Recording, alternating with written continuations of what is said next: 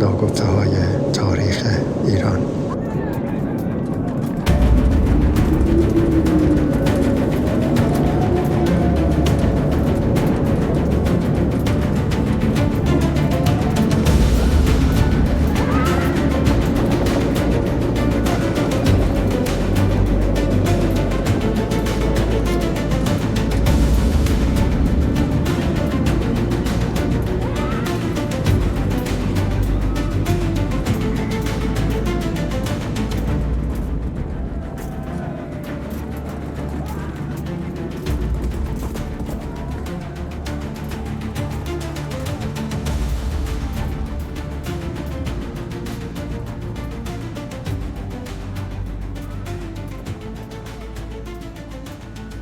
با سلام خدمت بینندگان عزیز، با گفتار 12 از ناگفته‌های تاریخ در خدمت شما هستیم. این جلسه به بررسی تل باکون اختصاص داره.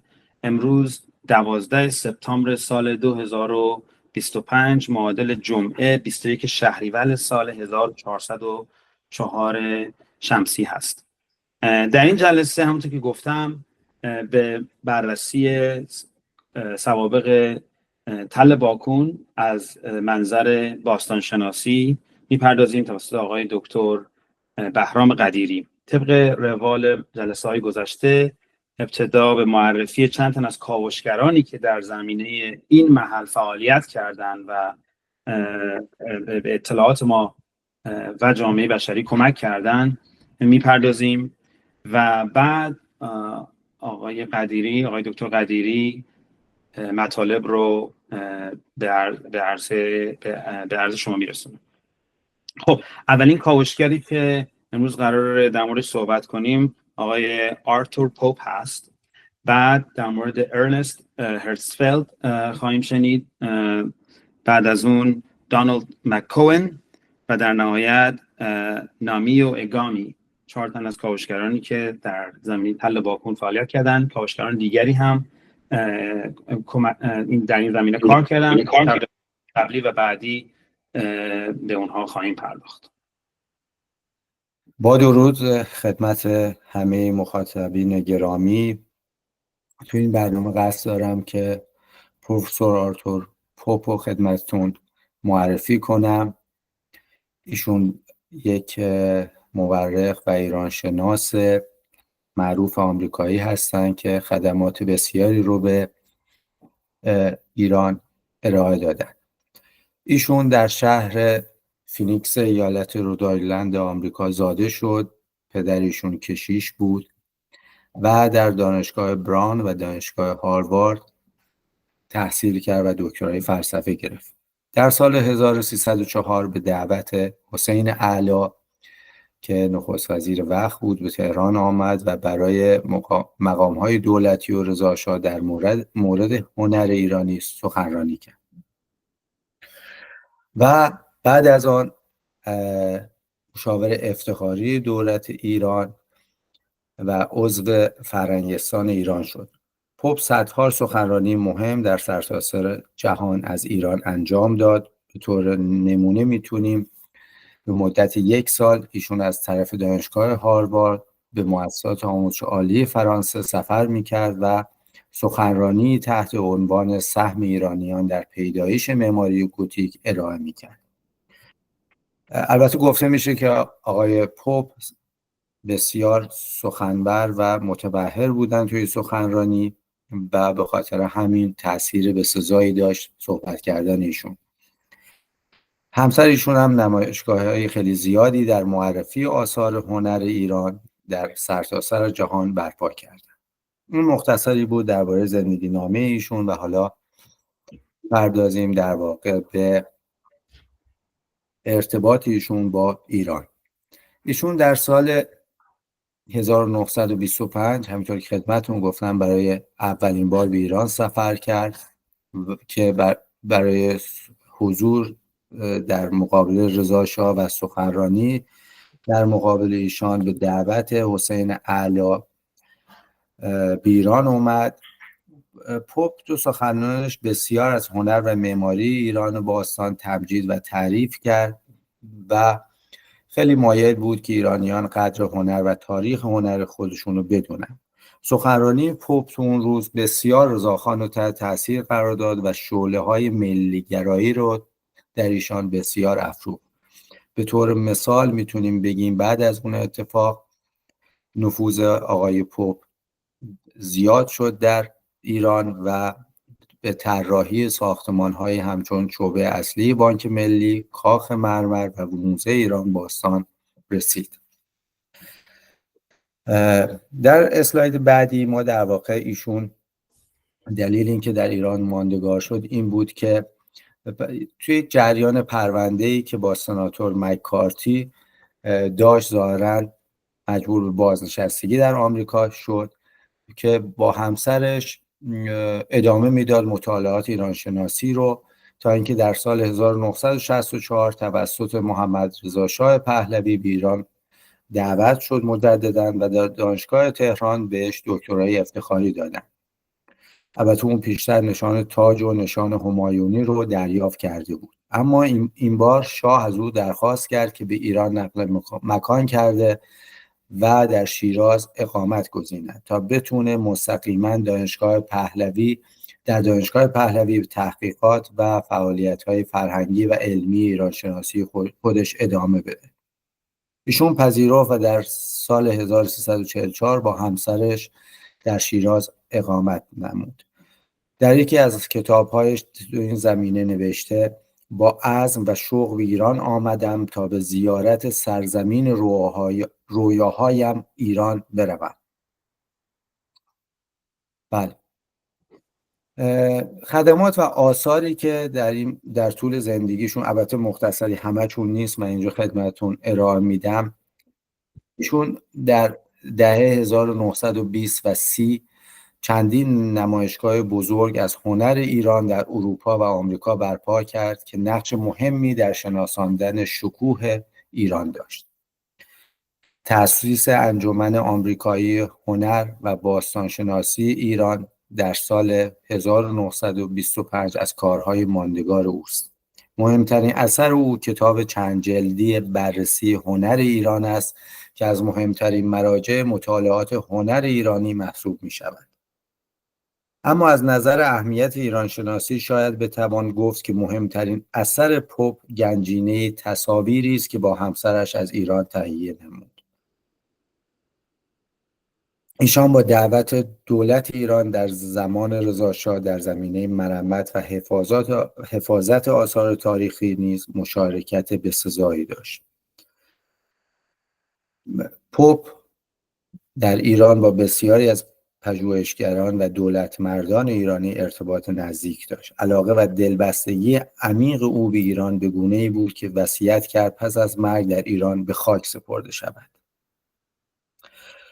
آرتور ابهام پوپ با پسین سالهای عمرش همچنان پیوند عمیقی با ایران داشت. او که بیش از 40 سال از عمر خود را صرف پژوهش، نگارش و معرفی هنر و معماری ایران کرده بود، سرانجام در 3 سپتامبر 1969 به مصادف با 12 شهریور 1348 خورشیدی در سن 88 سالگی در شیراز درگذشت. طبق وصیت‌نامه‌اش خواسته بود پس از مرگ در ایران دفن شود، زیرا خود را خدمتگزار هنر و فرهنگ ایران می‌دانست و می‌گفت زندگیش را مدیون این سرزمین است. دولت ایران با احترام فراوان پیکر او را به اصفهان منتقل کرد و در کنار زاینده رود و در جوار پل خواجو آرامگاهی برای او و همسرش ساخته شد که البته همسرش چند سال بعد از فوت ایشون در همونجا به خاک سپرده شد. این مکان به مرور به نام آرامگاه دکتر پوپ شناخته شد و نمادی از قدردانی ایرانیان از خدمات او به فرهنگ و هنر کشور گردید. این بود مختصری از پروفسور پوپ که خدمت رو ارائه دادم. امروز من افتخار دارم که در مورد آقای ارنست هرتزفلد، یکی از تاثیرگذارترین باستانشناسان مربوط به حوزه تاریخی ایران صحبت بکنم. مطلب در مورد آقای هرتزفلد فراوانه، منتها اینجا به خاطر ضیق وقت من یه سری از مهمترین نکات زندگی و دستاوردهای ایشون رو به اختصار خواهم گفت.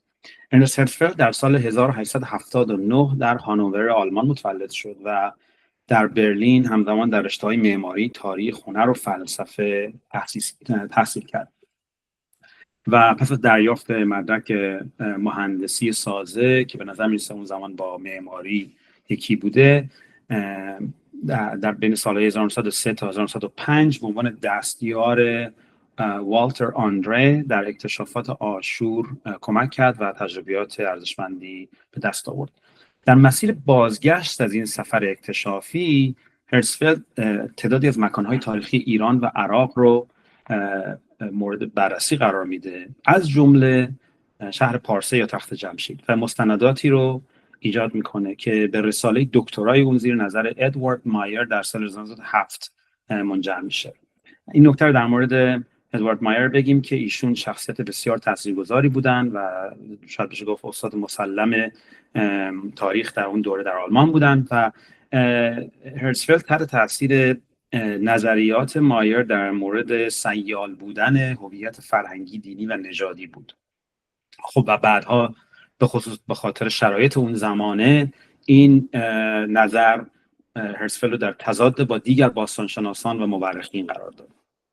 در حال ارنست هرتزفلد در سال 1913 بعد از پایان دکتراش به کاوش در عراق پرداخت و گزارش‌های مهمی در زمینه هنر اسلامی منتشر کرد. بعد از شروع جنگ جهانی اول به خدمت سربازی میره و بعد از مدتی درخواست انتقال به عراق میده و اونجا به نقشه برداری استان موصل میپردازه و در همین دوره به سمت استادیاری رشته تاریخ هنر خاورباستان در دانشگاه برلین منصوب میشه. این شاید بشه گفت فصل اول زندگی حرفه‌ای هرتزفلد هست و فصل دوم که در واقع میشه گفت شروع حضور هرتزفلد در ایران هست، از سال 1920 میشه گفت آغاز میشه که ارنست هرتزفلد به عنوان استاد تمام باستانشناسی خاورمیانه در برلین انتخاب میشه. یکی از اولین کسانی بوده که این کرسی رو به دست میاره و در سال 1923 هرتزفلد که هیچ وقت ازدواج نکرده بود و پدر مادرش رو از دست داده بود تا اون موقع، کامل به تهران نقل مکان میکنه. البته در طول زمانی که در ایران بوده مرتب به آلمان رفت و آمد داشته، ولی به صورت عمده در مرخصی به سر میبرده از سمت استادی در دانشگاه برلین. در ایران هرتزفلد منشأ خدمات بسیار بزرگی میشه. شاید اگه بخوام دو تا از مهمترین اونها رو نام ببریم، تدوین قوانین حقوقی مربوط به اکتشافات عتیقه‌جات و همچنین شکستن انحصار اکتشاف فرانسوی ها بود که در اون زمان به صورت انحصاری در ایران اکتشاف انجام میدادن. شاید ذکر حتی قبل از اینکه به صورت رسمی انحصار فرانسوی ها در ایران پایان پیدا کنه، هرتزفلد کار مطالعات سطحی یا سروی‌های سطحی در پاسارگاد رو شروع میکنه و برای این کار از بزرگان و ریش‌سفیدان محلی هم کمک میگیره و در کل یکی از نکات جالب تحقیقات هرتزفلد اینه که با ریش‌سفیدان محلی و مردم محلی ارتباط خوبی برقرار میکرده. نهایت به درخواست دولت ایران گزارشی از یا لیستی از آثار تاریخی ایران تهیه میکنه که اهمیتش به این حد بود که وزیر دربار فروغی خودش شخصا اینو از فرانسه ترجمه میکنه. در همین دوره به تأسیس انجمن آثار ملی ایران کمک کرد و کمکش به تدوین قوانین ملی مربوط به اکتشافات با خشم دولت غربی به خصوص فرانسوی‌ها روبرو میشه و این خود شخصا هرتزفلد لوگوی این انجمن رو هم طراحی میکنه. این تصویری که در سمت چپ میبینید که در اون از تصاویر بیستون و تخت جمشید و همچنین تاق کسری استفاده میکنه.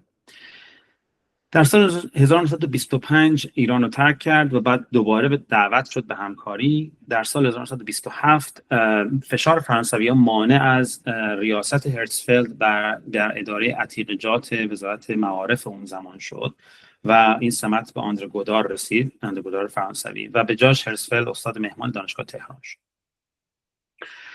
این شاید بشه گفت فصل دوم زندگی حرفه‌ای هرتزفلد در ایران بود که میشه گفت مهمترین تاثیراتش کمک به ایجاد سازمان‌های ملی مربوط به اکتشافات باستانی در ایران بود و به تبع کوتاه کردن دست آزاد فرانسوی‌ها برای اینکه هر کاری بخوان در ایران انجام بدن بدون نظارت دولت. بعد از اون میشه گفت اکتشافات اصلی هرتزفلد در تخت جمشید یا پارسه شروع میشه. همونطور گفتم از سال 1927 اکتشافات سطحی در پاسارگاد شروع میکنه و بعد به صورت حرفه‌ای‌تر اونجا و جدی‌تر اونجا اکتشاف میکنه.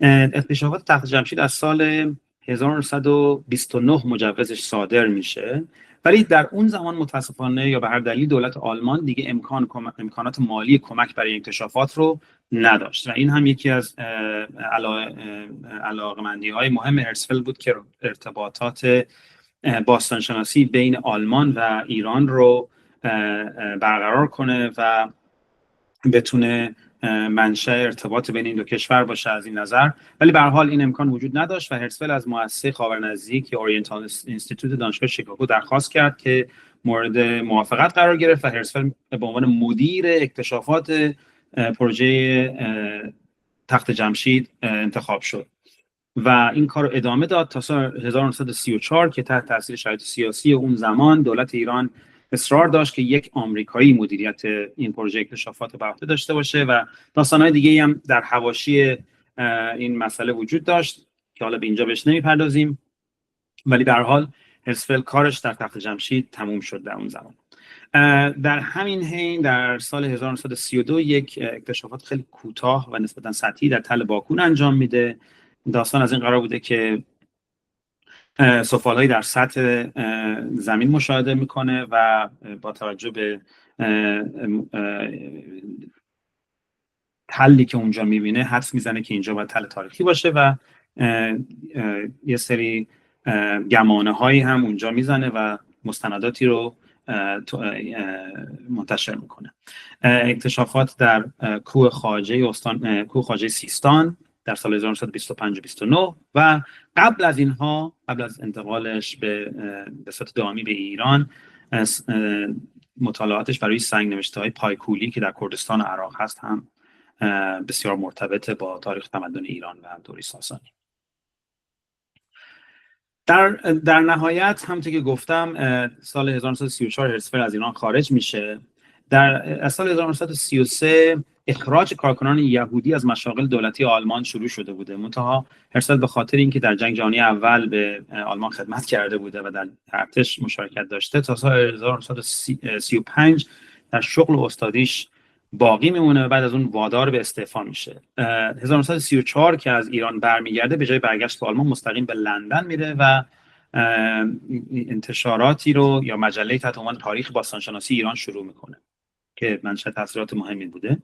در سال 1936 به بوستون آمریکا میره و به تدریس تاریخ باستانی ایران میپردازه، از جمله در دانشگاه پرینستون و در سال 1944 در سن 65 سالگی از دانشگاه پرینستون بازنشست میشه و پایان کار هرتزفلد هم در سال 1948 که در زمانی که بر روی کتیبه‌های اسلامی سوریه و عراق در قاهره کار میکرده بیمار میشه و برای درمان به سوئیس منتقل میشه، ولی همونجا متاسفانه چشم از جهان فرو میبنده.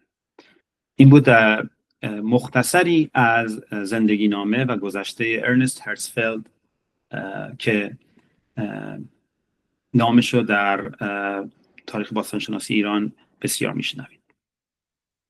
روز بخیر. من امروز میخوام در مورد یه باستانشناس صحبت بکنم، باستانشناس آمریکایی به اسم دانالد یوجین مکاون. ایشون متولد 1910 داکوتای شمالی توی آمریکا هستن. تحصیلاتشون رو توی دانشگاه برکلی، دانشگاه کالیفرنیا، تو رشته باستانشناسی انجام دادن و استادای راهنماشون هنری فرانکفورت و آرتور بومستد بودن. تخصص علمیشون لایه‌نگاری تطبیقی، تحلیل تطبیقی سایت‌ها و کاربرد روش‌های علمی دقیق در باستانشناسی هست. زمانی که هنوز توی مستر بودن، یعنی همچنان دانشجو بودن، استادشون ایشونو میفرسته توی ایران تخت جمشید برای کاوش. و از شانسشون اون موقع کاوش های تپه باکون هم شروع شده بود تحت هدایت یه آقای مثل الکساندر لنگزدورف که خیلی آدم دقیقی بوده توی کاوشگری باستانشناسی. و خب ایشون که یک به هر حال دانشجویی بوده اون موقع، تحت هدایت آقای لنگزدورف قرار میگیره که خیلی خیلی آدم دقیق بوده و خوب بلد بوده و خب براش یک تجربه خیلی خیلی جالب و خوبی میشه به گفته خودش. البته این عکسی که اینجا هست مربوط به عراق هست، مربوط به تل باکون نیست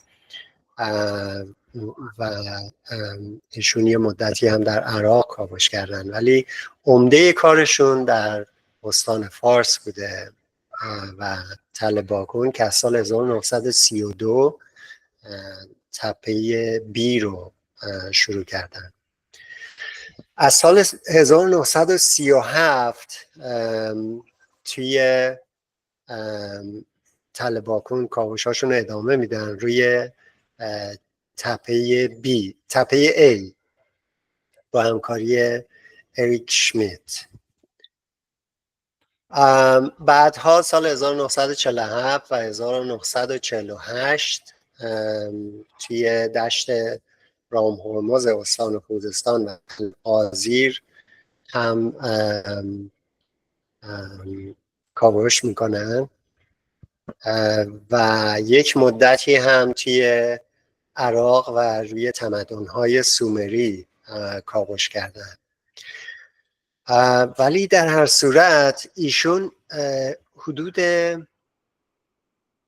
18 سال از عمرش رو فکر کنید، یعنی در واقع اینجوری در نظر بگیرید که کسی که توی آمریکا به دنیا میاد به هر حال تحصیلاتش رو توی کالیفرنیا دانشگاه برکلی، به هر حال یک دانشگاه خیلی خاصی، انجام میده. توی دانشگاه شیکاگو بوده و به هر حال همکاری داشته با اونا. یه همچین کسی که یه موقعیت خیلی خیلی خاصی داشته، میتونه هر جایی به هر حال توی آمریکا یا توی اروپا یه زندگی خیلی خاصی داشته باشه، یه زندگی خیلی بالاتر از معمولی داشته باشه. 18 سال از زندگیش رو توی اون سالهایی که به هر حال 1932 قبل از جنگ جهانی دوم تا 1947 و 8 یا 49 18 سال از زندگیش رو روی سایت های باستانشناسی ایران سپری کرده، توی آب و هوای استان فارس، توی مشهد، توی مرودشت گذرونده و کار کرده و زحمت کشیده و مقاله منتشر کرده و یک کتابی هم داره به اسم لایه‌نگاری تطبیقی ایران باستان که همچنان مرجع هست برای باستانشناسا و کسانی که روی سایت های باستانشناسی ایران دارن کار میکنن و کسی که به هر حال به هر حال از یک دانشگاه خیلی خاصی اومده با آدم‌های خیلی فوق‌العاده‌ای مثل هم آقای اونستد کار کرده و ایشون استادش بوده و به هر حال از اینا یاد گرفته و این کتابا رو که منتشر میکنه به هر حال خیلی کارهای با ارزش و وزینی هست توی این رشته. این سالهایی هست که توی تله باکون کار کرده. 1932 از 1932 توی تپه بی بوده، از سال 1937 تپه ای کار میکنه و بعدها توی خوزستان و ایشون باستانشناسی هستن که با ترکیب دقت علمی، روش شناسی تطبیقی و پژوهش‌های میدانی گسترده مسیر مطالعات باستانشناسی ایران و خاورمیانه رو هموار میکنه. کاوش‌هاشون به خصوص توی تله باکون نمونه ای از کاربرد دقیق علم باستانشناسی در شناخت تاریخ فرهنگی و اجتماعی جوامع پیشا تاریخی ایران هست. من همچنان خیلی واقعا برام جالب بود و با ارزش بود که آدمی مثل ایشون که موقعیتشون به حال خیلی خاص بوده 18 سال از زندگیشون رو برای باستانشناسی توی ایران صرف کردن و به حال این آثار ارزشمند رو از خودشون در مورد باستانشناسی ایران به جا گذاشتن. واقعا با احترام به ایشون. خیلی ممنونم از توجهتون. با سلام، من میخوام خلاصه ای راجع به آقای نمیو اگامی صحبت بکنم، باستانشناس سرشناس ژاپنی که مدتی کوتاهی هم تو ایران کار کرد. ایشون متولد اوایل قرن 20 هست، 1906 ژاپن، و سال 2002 فوت میکنن. تحصیلات اولیه‌شون دانشگاه توکیو رشته ادبیات و تاریخ شرق آسیا انجام میدن که در سال 1930 فارغ التحصیل میشن و بعد برای تحصیلات عالی میرن دنبال کارهای باستانشناسی. ایشون کرسی استادی دانشگاه توکیو رو داشتن. بعد از بازنشستگی به عنوان امریتوس باز فعالیت تحقیقی و تدریسشون رو اونجا ادامه دادن. رئیس موزه باستان شرق Ancient Orient Museum بودن که بین سالهای 1978 تا 85 حدوداً 7 سال ریاست اون موزه رو داشتن و رئیس مؤسسه فرهنگ شرق شناسی دانشگاه توکیو از سال 1962 و حتی از بعد از بازنشستگیشون هم این کار رو انجام دادن. ایشون در زمینه‌های شناخت باستانشناسی در مورد شرق و ژاپن دارای نظریه خیلی مهم هستن، هورس رایدر تئوری که به فارسی میشه در واقع نظریه سوارکار، که کمک خیلی عمده‌ای کرده در بازشناسی در واقع تاریخ ژاپن از قرون 4 و 5 قبل از میلاد، که به صورت کلی تئوری این بوده که سری سوارکارهای ماهری که در شمال محدوده ژاپن بودن، اینا به صورت کلی فرهنگ ژاپن رو به وجود آوردن و گسترشش دادن. بعد ایشون علاقه پیدا میکنه که فعالیتشون و حوزه‌اش رو گسترده کنه، در خارج از شرق دور به مغولستان بیاد تا میاد توی خاورمیانه. در خاورمیانه به عراق و ایران اعزام میشه سمت دانشگاه توکیو و یه دوره‌ای رو هم توی تله باکون کار میکنه و یه سری کاوش‌های محدودی رو انجام داد که توی زون A و B ایشون کار کرد توی تله باکون. الان فکر میکنم زون C هم اونجا کاوش‌هایی انجام شده به ذیل زون C و همکاری هم با سیچی ماسودا داشت که اونم بهش میرسیم. یه شخصیت مهم دیگه‌ای هستش که توی ایران هم کار کرده. همچنین توی تپه های جری که یه خورده پایین تر از همین تله باکون هم هست فعالیت داشته. خب کمک کرده به ما در شناسایی و که اکتشاف بسیاری از سفالهای ارزشمندی که در تله باکون هستش. حالا یه خوردم بگیم راجع به سیچی ماسودا، اگر اسمشو درست تلفظ بکنم، میدونم یه خورده فاصله داره از موضوع این کار، ولی خب با این باستانشناس جلسه امروزمون کار کرده، ولی در سال 71 تا 77 هدایت ماموریت باستانشناسی ژاپن در ایران رو به عهده داشته و روی تپه سنگ چخماق هم کار کرده که به دوران نوسنگی برمیگرده و این تصویر سمت چپ که تصویر بسیار جالبی هستش، چیزایی که از تپه سنگ چخماق پیدا شده، این یکی از چیزایی که پیدا شده ماکت ساختمونه.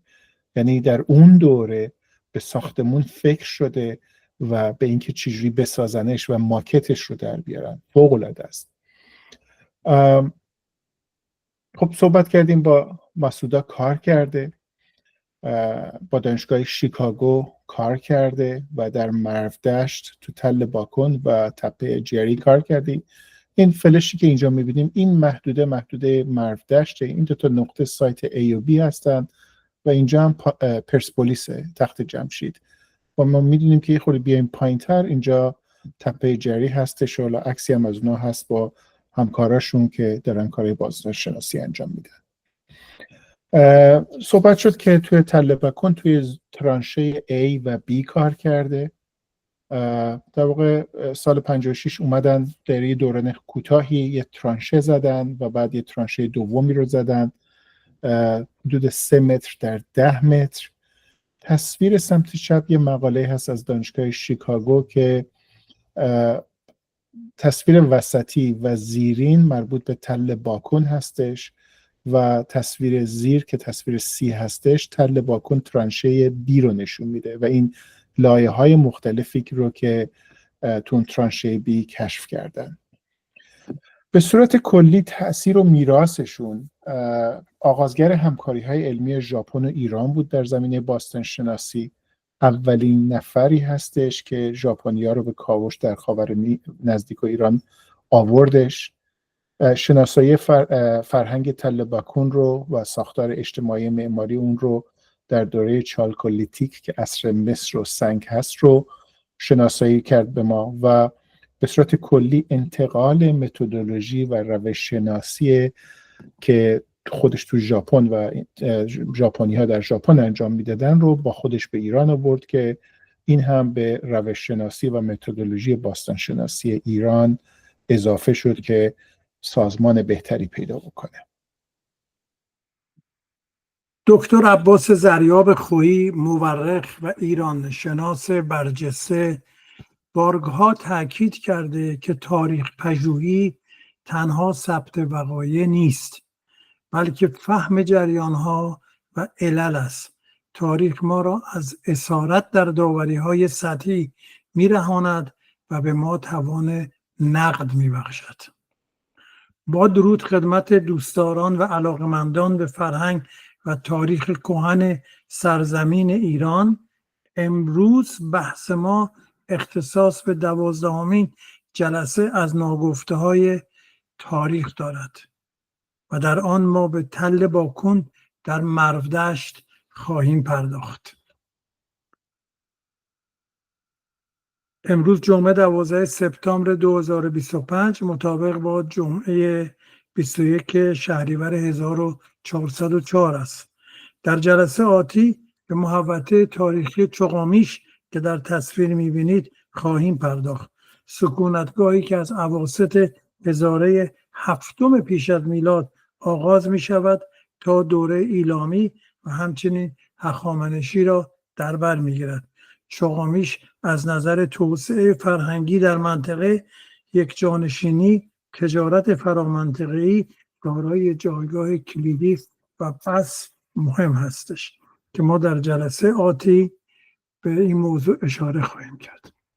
قبل از شروع ارائه مطالب در مورد تل باکن، قبلا باید توجه داده شود که در زمینه ادبیات یا اصطلاح شناسی یا ترمینولوژی باستان شناسی ایران ما دوره هم به نام دوره باکون داریم که با تل باکون مرتبط ولی به نوبه خود مبحث جداگانه و جالبی است که در اینجا در حد آشنایی کلی ما به آن اشاره مختصری خواهیم کرد، بعد وارد مطلب اصلیمون که تل باکون هست خواهیم شد.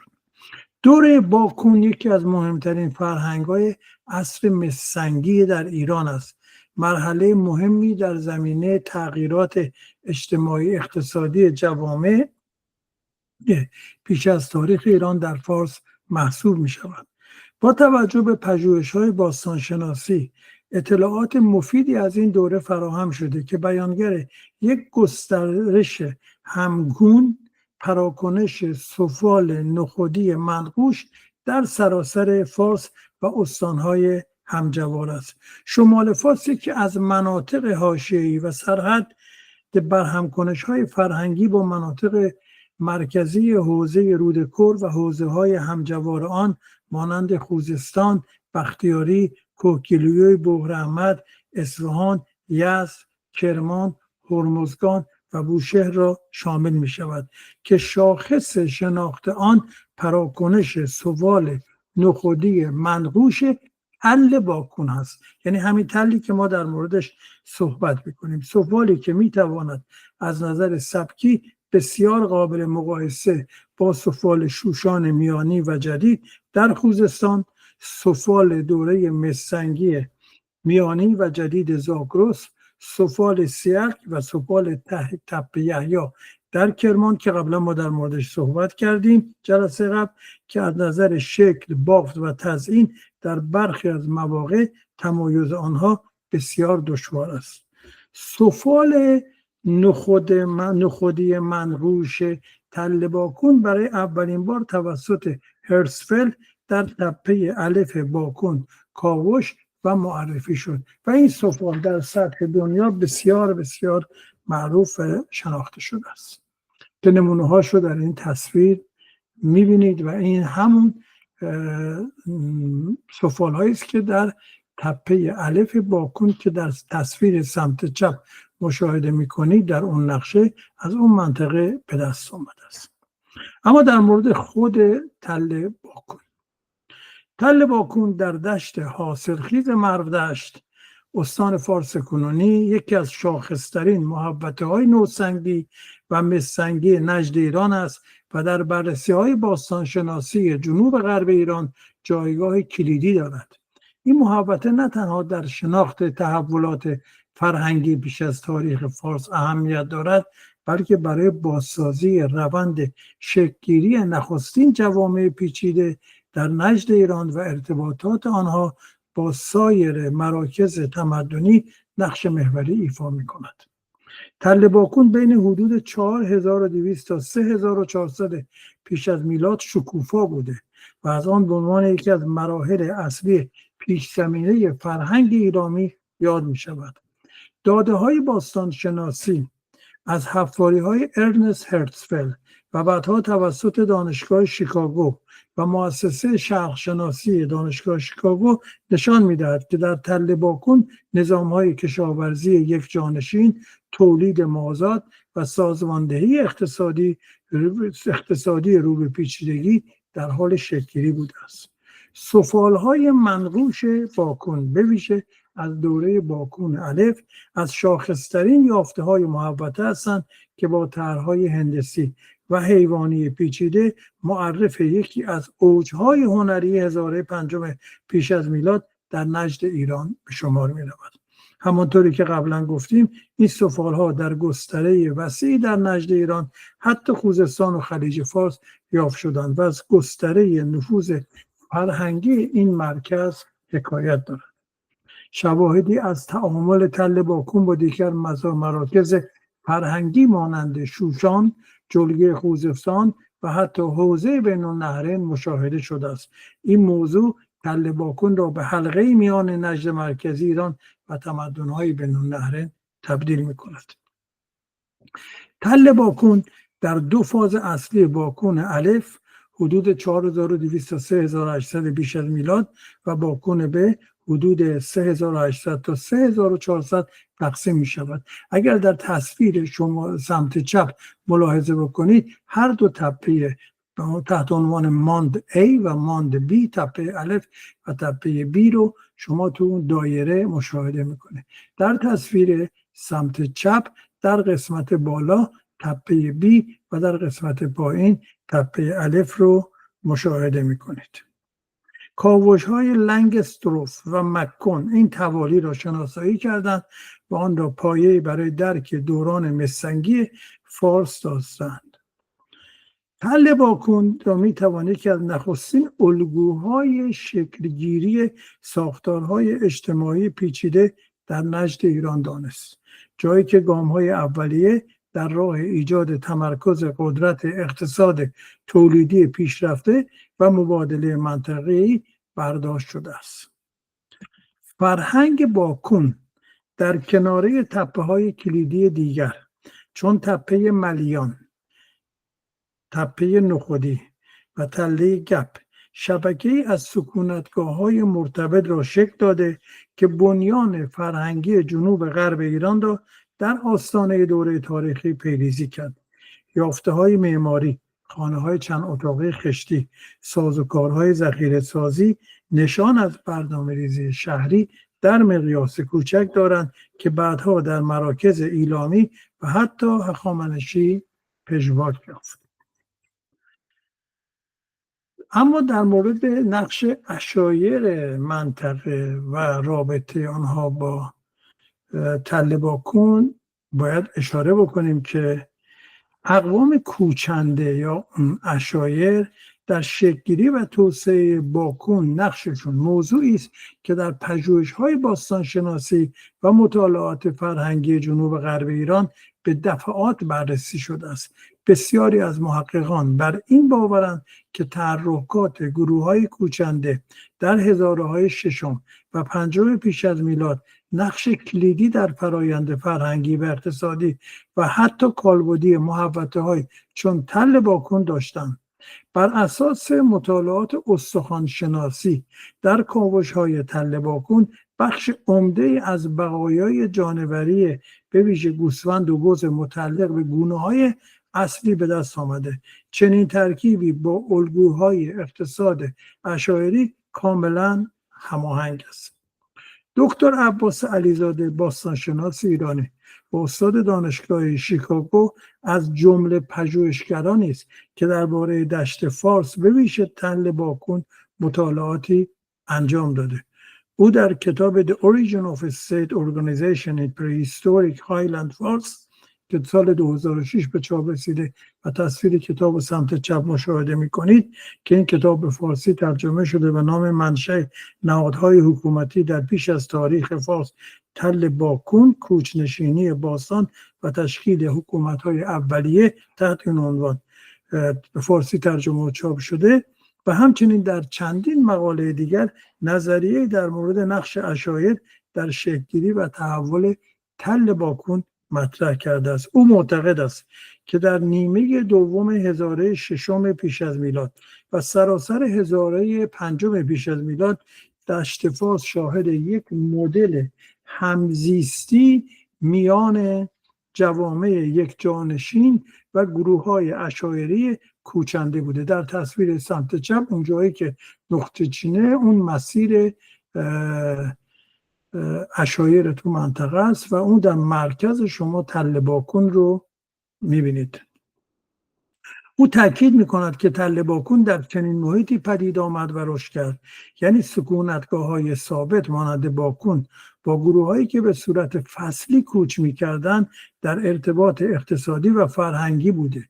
به گفته او بدون چنین تبادل و همفکری تداوم حیات در مرودشت ممکن نبود، زیرا کشاورزان به محصولات دامی نیاز داشتند و کوچندگان نیز به غلات و دیگر تولیدات کشاورزی متکی بودند. علیزاده تأکید دارد که عشایر فقط تولید کننده دام نبودند، بلکه به واسطه اصلی در تبادل کالا و مواد خام بین مناطق مختلف نقش ایفا می‌کردند.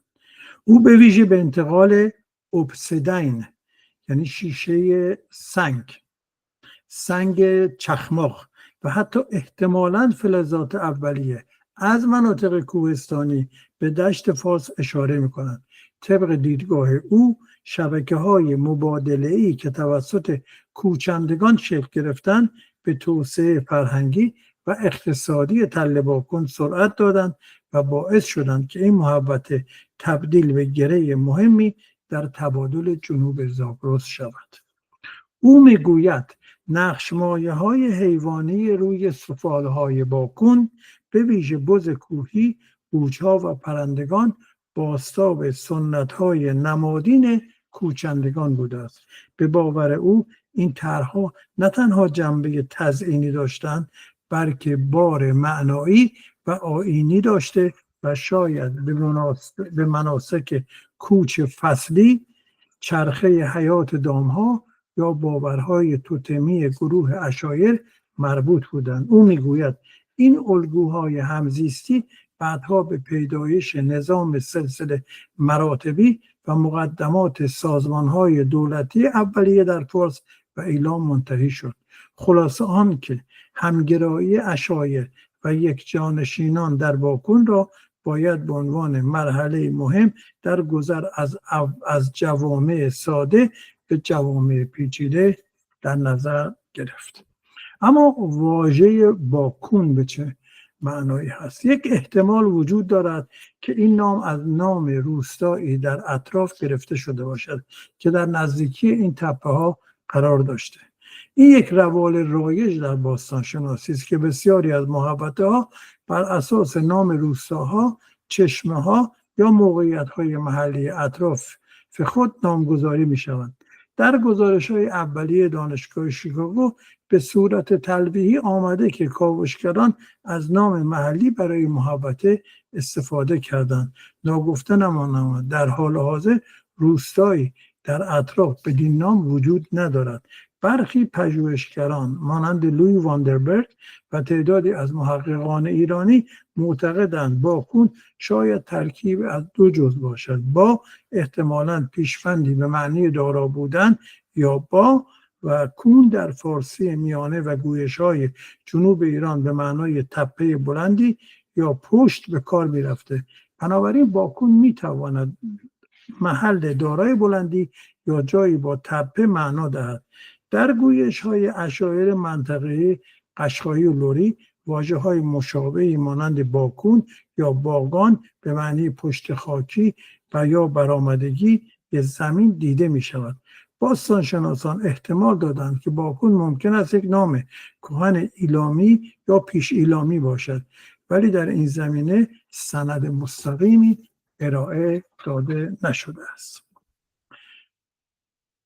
این آقای واندربرگ هستش.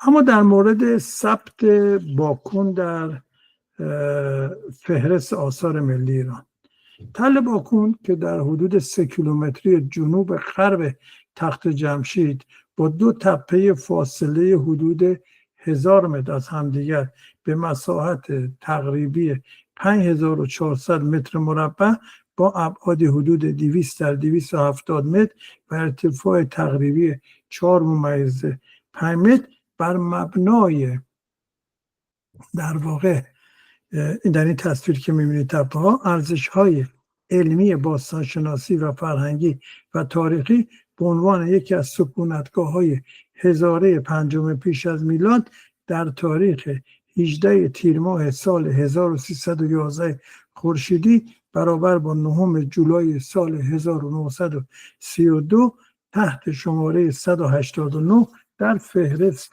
آثار ملی ایران به ثبت رسیده است و این باعث شود که این تپه تحت حفاظت قرار بگیره و تحت صیانت قرار بگیره. این دو تا تپه‌ای که در واقع مشاهده میکنیم. اما موقعیت تل باکون در کجا هستش؟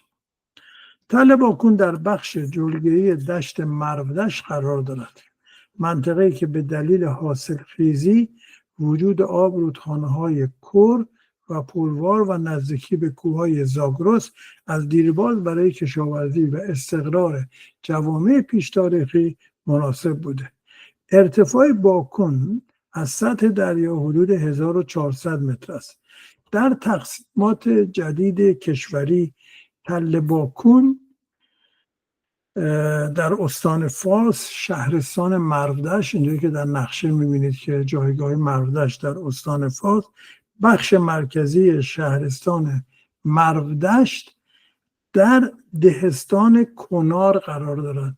این قسمتی که نخودی رنگه در واقع مرودشته، اون قسمتی که با فلش مشخص شده کنار هست. یعنی میتونیم نسبتش رو نسبت به مرودشت و کل منطقه فارس ببینیم. نزدیکترین شهر که مرودشت باشه در فاصله کمتر از 5 کیلومتری تل باکون قرار داره. فاصلهش تا شیراز از طریق مرودشت بزرگراه شیراز و اصفهان حدود 60 کیلومتر. فاصلهش تا کرمان از طریق نیری سیرجان 540 کیلومتر. فاصلهش تا شوش از طریق اصفهان اهواز شوشتر حدود 500 کیلومتر هستش. اما بریم در مورد کاوش‌های باستانی و سابقهش که در واقع ببینیم که کی انجام شد. آرتور پوپ در سفرش به ایران در سال 1308 خورشیدی معادل 1929 میلادی که بیشتر با هدف بررسی آثار تاریخی فارس انجام شد، چندین محوطه پیش تاریخی و تاریخی دشت مرودشت را معرفی کرد.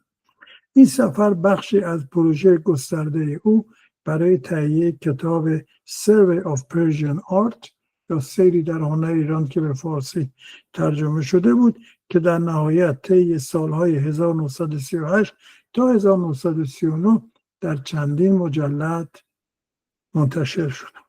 در گزارش‌ها و یادداشت‌های مربوط به این سفر پوپ به شناسایی و معرفی چندین محوطه کلیدی اشاره میکنه که مهمترین این محوطه‌ها تل باکون الف و ب که مرکز اصلی فرهنگ باکون که بهش اشاره کردیم، تل ملیان که بعدها به عنوان انشان شناخته شد ولی پوپ تنها موقعیت آن را ثبت کرد. ما در جلسات قبل مفصل راجع به انشان و تل ملیان صحبت کردیم. تل جری که محوطه نوسنگی مهمه که در نزدیکی تخت جمشیده و تل نخودی و چندین محوطه کوچکتر در حاشیه رود کرد و اطراف تخت جمشید که بعدها در کاوش‌های مکن و سامنر بررسی شد. نخستین گزارش‌های مربوط به تل باکون توسط ارنست هرتزفلد در اوایل دهه 1930 انجام شد. شما تصویر ایشون رو در وسط مشاهده میکنید و کرفتر هم در این تصویر هست که دستیار هرتزفلد در جریان بررسی‌های میدانی خود در مرودشت در 1931 تا 1934 چندین محوطه را شناسایی و ثبت کرد و در گزارش‌های خود برای نخستین بار تل باکون به عنوان یک محوطه مهم پیش تاریخی ذکر شد.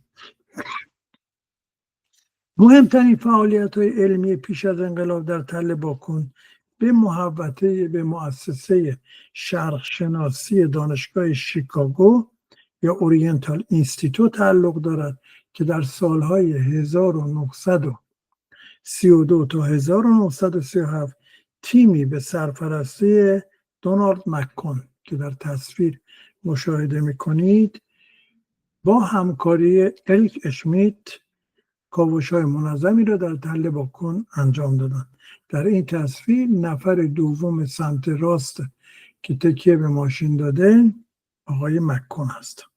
نتایج این کاوش‌ها به شناسایی دو فاز مهم فرهنگی منجر شد: باکون الف با سفال رنگین و پیچیده‌تر و باکون ب با سفال‌های ساده‌تر. دانشگاه شیکاگو نخستین نقشه‌برداری دقیق، عکسبرداری هوایی و گمانه‌زنی‌های علمی را در این محوطه انجام داد.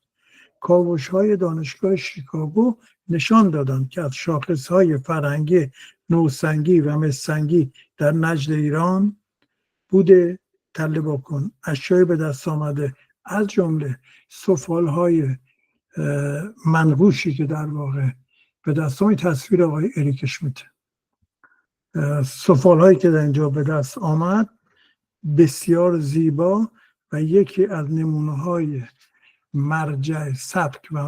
مرجع سبک سفال در ایران به شکل تاریخ شناسایی شد. تیم ژاپنی از دانشگاه توکیو به رهبری نامیو اگامی و سایچی ماسادوا در طی یک هفته از 25 تا حدود 31 سپتامبر 1945 یعنی مهر ماه 1935 شمسی در هر دو تپه الف و ب کاوش انجام دادند. کاوش‌ها محدود به همین فصل کوتاه بود و پس از آن ادامه نداشت. این تیم شامل باستانشناسان پیشاتاریخ و تاریخ هنر ژاپن بودند که برای تقویت پژوهش‌های باستانشناسی خاورمیانه در ژاپن این مأموریت را انجام دادند. در تل باکون الف یک گمانه کوچک 10 متر در 3 متر باز کردند و تا عمق حدود که این کاوش‌هایی است که ژاپنی‌ها در قسمت تله باکون الف انجام دادن، تصویرش رو می‌بینید که این کاوش‌ها تا عمق حدود 2 متری پیش رفتن ولی به خاک بکر نرسیدن. لایه چهارم حاوی بخشی از دیوار گل خشتی و باقی مانده ساختمانی ساده بود، اما بخش معماری کامل در مقیاس بزرگتر شناسایی نشد. در تل باکون ب نیز گمانه به ابعاد بسیار کوچک 6 در 2 متر در کناره گمانه آمریکایی‌ها ایجاد شد. هیچ سازه‌ای به دست نیامد، اما خاک بک در عمق 4.2 متر شامل شیارهایی بود که احتمالاً برای تأمین مواد رس ساخت کاشی آجر استفاده شده بودند. در دهه 1960 و 1970 ویلیام سامنر تحت نظارت دانشگاه شیکاگو به بررسی‌های باستانشناسی دشت مردشت پرداخت. در این پروژه سامنر و همکارانش بسیاری از محوطه‌های پیش تاریخی و تاریخ را شناسایی، نقشه برداری و نمونه برداری کردند، از جمله تله باکون. اما حضور در تله باکون بیشتر به شکل بررسی سطحی و گردآوری اطلاعات بود، نه حفاری و لایه‌نگاری. بعد از فوت سامنر همکارانش و یک همکار ایرانیش کتابی رو به مناسبت بزرگداشت ویلیام سامنر چاپ کردند که سمت چپ می‌بینید به نام یکی بود یکی نبود. سامنر کارهای بسیار ارزشمندی در ایران انجام داد. با وقوع انقلاب و سپس جنگ ایران و عراق بسیاری از پروژه‌های خارجی متوقف شد. تل باکون زری سالها تحت حفاظت سازمان میراث فرهنگی قرار گرفت ولی هیچ کاوش عمده‌ای در آن انجام نشد. از دهه 1360 پژوهشگران ایرانی از جمله دکتر علی سرفراز، دکتر عبدالمجید ارفعی مطالعاتی محدود در دشت مردشت و حریم تخت جمشید آغاز کردند. این مطالعات بیشتر شامل مستندسازی یا داکیومنتیشن، بررسی وضع موجود و ثبت رسمی تله باکون در فهرست آثار ملی بود. در دهه 1370 با افزایش علاقه به مطالعه پیش تاریخی، باستانشناسان معروفی چون یوسف مجیدزاده و گروه‌های دانشجویی از دانشگاه تهران و دانشگاه شیراز از پژوهش‌های میدانی و بررسی‌های تل باکون بازدید کردند. دکتر عباس علیزاده، باستانشناس ایرانی تبار برجسته دانشگاه شیکاگو، در سال 2004 میلادی مطابق با 1382 خورشیدی کاوش 3 تراشه کوچک را در سایت تله باکون اجرا کرد.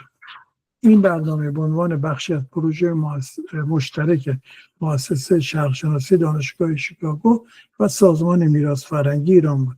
دانشمندان آمریکایی مؤسسه شرق‌شناسی در ترکیب با متخصصان ایرانی همکاری داشتند.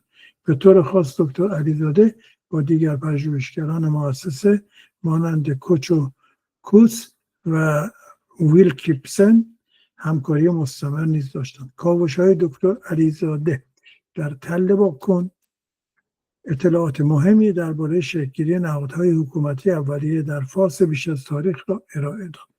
یافته‌ها شامل صدها مهر، حدود 140 مهر سفالی قفر گرین بودند که نشان از کنترل مبادلات منطقه‌ای، تولید تخصصی، تجارت دوربرد و تفکیک فضایی معماری، اداری، مسکونی، صنعتی داشتند. این سایت نشان داد که در حدود 4000 تا 3500 پیش از میلاد یک جامعه پیش دولتی با ساختارهای اجتماعی و اقتصادی پیشرفته به وجود آمده بود که قدم‌های اولیه ایجاد نهاد حکومتی را برداشته بود.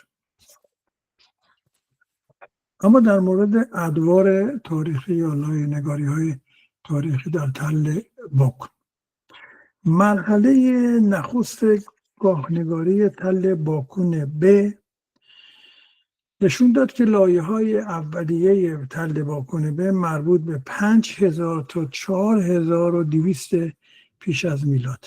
این دوره در پژوهش‌های دانشگاه شیکاگو توسط هرتزفلد، مک‌کون و شنون معرفی شد که لایه‌نگاری دقیق شامل باکون B1 و B2 را ارائه کردند. سفال‌های دوره B ساده‌تر با رنگ خاکستری یا نخودی و تزئینات هندسی اولیه بودند. اثری از معماری پیچیده یافت نشد. معماری ابتدایی و زندگی کشاورزی دابناری آن زمان را منعکس می‌شود. اوج فرهنگ باکون گاهنگاری تل باکون الف بود. مرحله بعد باکون الف است که از حدود 4200 تا 3800 پیش از میلاد ادامه داشته و اوج خلاقیت هنری و اجتماعی فرهنگ باکون را نشان می‌دهد. پژوهشگران دانشگاه شیکاگو لایه‌نگاری جداگانه تا 4 لایه برای باکون الف معرفی کردند. لایه سوم بهترین حفظ شده و شامل ساختارهای مسکونی منظم، سفالهای تزئینی درخشان است. آثار سفال منقوش با نقوش هندسی و حیوانی، بز با شاخهای بزرگ، پرندگان از لایه سوم به دست آمد که نشان از هنر پیشرفته. همچنین مورهای استوانه‌ای و برخی از تیغه‌های فلزی که در این منطقه پیدا شد که نشانه وجود مبادلات دوردست و ساختار اجتماعی منظم است. وجود تنورها و کوره‌های سفالپزی با فناوری‌های ویژه در این دوره نشان می‌دهد که تل باکون الف یک مرکز تولیدی صنعتی بومی در آن زمان بوده است. این گاهنگاری در واقع مبنای تاریخ‌گذاری بسیاری از محوطه‌های هزاره چهارم و پنجم پیش از میلاد مانند تپه یحیی، تل ابلیس و تل ملیان است. در مورد هر این سه تا تپه ها ما در واقع در گذشته مفصل صحبت کردیم. این گاهنگاری نشان می‌دهد که فرهنگ باکون به عنوان یکی از فرهنگ‌های مادر در جنوب ایران به شمار می‌رود. این گاهنگاری چارچوبی را برای درک تحول از جوامع روستایی به جوامع پیش‌شهری در ایران پیش از ایلام نشون می‌دهد. اما در مورد کتیبه ها، تا امروز هیچ باستانشناس کتیبه، لوح نوشتاری یا مدرکی از وجود خط کامل در تل باکون گزارش نکرده است. یافته‌های تل باکون شامل سفال‌های منقوش، بقایای معماری خشتی و اشیاء کوچک سنگی و استخوانی هستند. در کاوش‌های دونالد مک‌کوان در سال‌های 1932 تا 1937 و کاوش‌های تکمیلی به سرپرستی لوئیس واندربرگ در دهه 1950 هیچ نشانه از لوح یا کتیبه به دست نیامد. پژوهش‌های بعدی دانشگاه شیکاگو و بررسی‌های تحلیلی روی مواد فرهنگی تل باکون نیز همین نکته را تایید می‌کنند که در این محوطه هیچ نوع خط، کتیبه یا علامت نوشتاری منظم یافت نشده است. باستانشناسا تنها به نقوش روی سفال‌ها اشاره کردند که در اینجا می‌بینید. این نقوش الگوهای هندسی، اشکال گیاهی، حیوانی و گاه انتزاعی هستند. اما تمام محققان و از جمله مک‌کون به روشنی گفتند که این نقوش جنبه تزئینی دارند و نمیتوان آنها را سیستم نوشتاری یا حتی نشانه‌های پیشخطی دانست. مک‌کون در کتاب The Bakun Culture of Fars صراحتاً می‌نویسد هیچ مدرک از لوح گلی، مهر با نوشتاری یا علامت نگارش در تل باکون پیدا نشد و سفال‌ها صرفاً دارای نقوش تزئینی اند. همچنین واندربرگ در کتاب آرکولوژی دلا ایران آنسان تل باکون را یک مرکز مهم سفالگری هزاره پنجم بیش از میلاد می‌داند، اما تصریح می‌کند این محوطه فاقد هر گونه آثار نوشتاری است و نقوش سفال‌ها صرفاً جنبه تزئینی دارد. اما در مورد یافته‌های تل باکون، تل باکون که همونطوری که اشاره کردیم از دو محوطه اصلی الف و ب تشکیل شده، از نقطه نظر دوره‌های پیش تاریخ فارس از اهمیت زیادی برخورداره. به طور خلاصه میتونیم به این یافته‌های زیر اشاره بکنیم. یک، معماری و ساختارهای سکونتی. در تل باکون بقایای خانه‌های خشتی با پلن‌های ساده و چند بخشی کشف شده. این خانه‌ها عمدتاً از خشت خام ساخته شده و در برخی بخش‌ها نشانه‌هایی از فضاهای ذخیره‌سازی و انبارها وجود دارند. در تل باکون الف ساختمان‌ها با حیاط‌های مرکزی و فضاهای باز مشاهده شده، در حالی که در تل باکون بی معماری ساده‌تر و ابتدایی‌تر است. سفال‌ها و هنر سفالگری. مهمترین یافته‌های تل باکون که بسیار مشهور است و در ادبیات باستانشناسی به عنوان یک شاخص فرهنگی شناخته می شود، سفال‌های نخودی منقوش باکون است. این سفال‌ها عمدتاً دستساز با رنگمایه نخودی و قرمز هستند که روی آنها نقوش هندسی و گاه نقوش حیوانی ساده مثل بز، قوچ و پرنده است. سفال‌های باکون بی ساده‌تر، ضخیم‌تر و تزیین کمتر است. در تل باکون الف سفال‌ها نازک‌تر، رنگ‌آمیزی شده و دارای نقوش پیچیده‌تر و منظم‌تر هستند. به لحاظ اهمیت سفال‌های تل باکون در کمی جلوتر با توضیحات بیشتری در مورد آن خواهیم داد. مطلب سومی که یافته شده ابزارهای سنگی و فلزی است. کاوش‌ها نشان می‌دهند که ساکنان تل باکون از ابزارهای سنگی، تبر، تیغ خراشنده استفاده می‌کردند. همچنین نمونه‌های اولیه مس پیدا شده که نشان از آشنایی اولی با فلزکاری دارند، هرچند هنوز فلز به صورت گسترده به کار برده نمی‌شد. مطلب چهارم که به دست آمده مهرها و نشانه‌های اداری است. در لایه‌های متأخر تل باکون الف مهرهای گلی و سنگی با نقش‌های ساده به دست آمدند. این مهرها نشان می‌دهند که در این دوره نوعی سازماندهی اقتصادی و حسابداری ساده در حال شکل‌گیری بوده.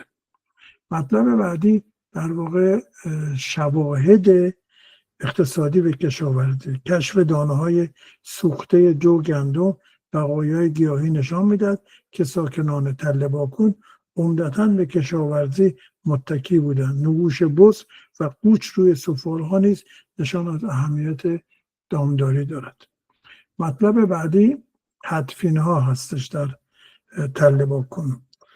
اگرچه تل باکون بیشتر یک محوطه سکونتی تا تدوینی است، اما بقایای محدود اسکلت انسانی به دست آمده که اغلب در حالت چنباتمه‌ای دفن شده و با چند شیء ساده مانند سفال‌ها همراه بودند. مطلب بعدی که در تل باکون به دست آمده پیکره هاست. در کاوش‌ها به ویژه بخش باکون الف تعداد قابل توجهی پیکره یا مجسمه‌های کوچک گلی و گاه سنگی به دست آمده که از نظر سبک، کارکرد و جایگاه فرهنگی اهمیت زیادی دارند. بر اساس گزارش‌های باستانشناسان این یافته‌ها بیشتر از لایه‌های بالایی و میانی تل باکون الف به دست آمده و بیشترین تعداد پیکره‌ها در این لایه‌ها از این منطقه است. اندازه آنها کوچک بین 5 تا 12 سانتی متر هستند. فرم‌ها بیشتر انتزاعی هستند و ترکیب و ویژگی‌های خاصی مانند برجستگی سینه‌ها در نمونه‌های مؤنث یا شانه‌های عریض در نمونه‌های مذکر حیوانی دیده می‌شود.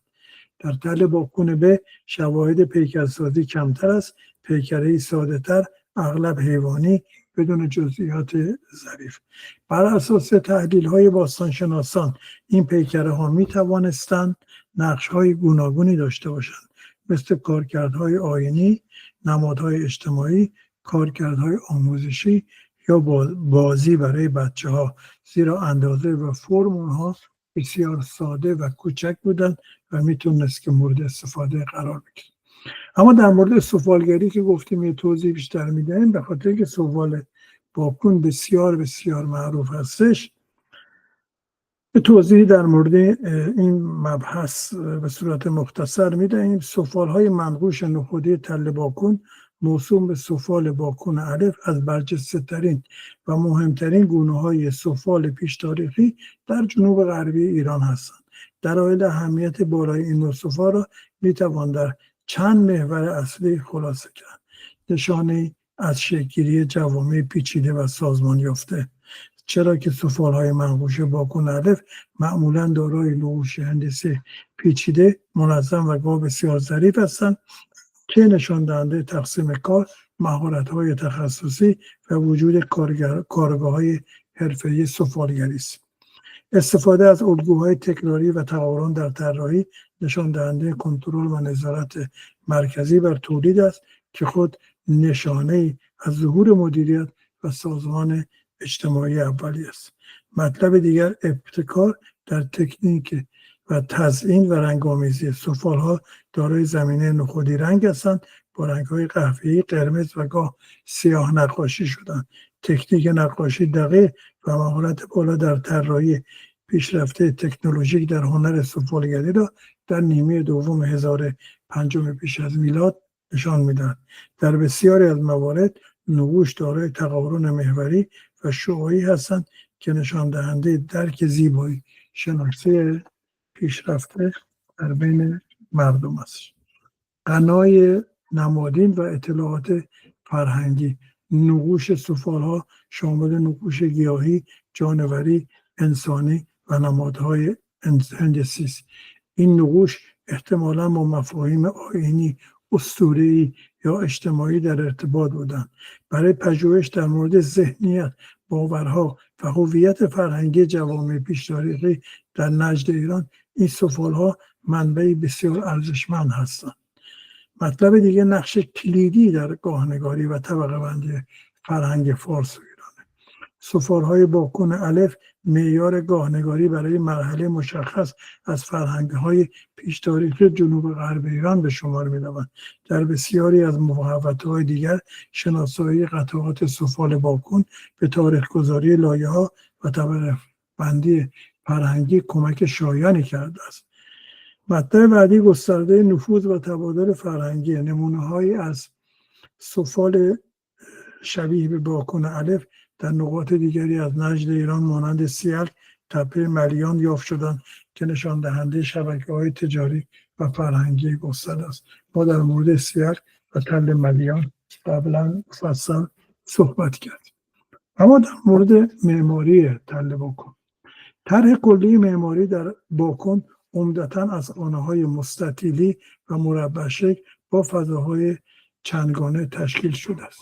اتاقها اغلب به شکل خطی حول یک حیاط کوچک قرار می گرفتند.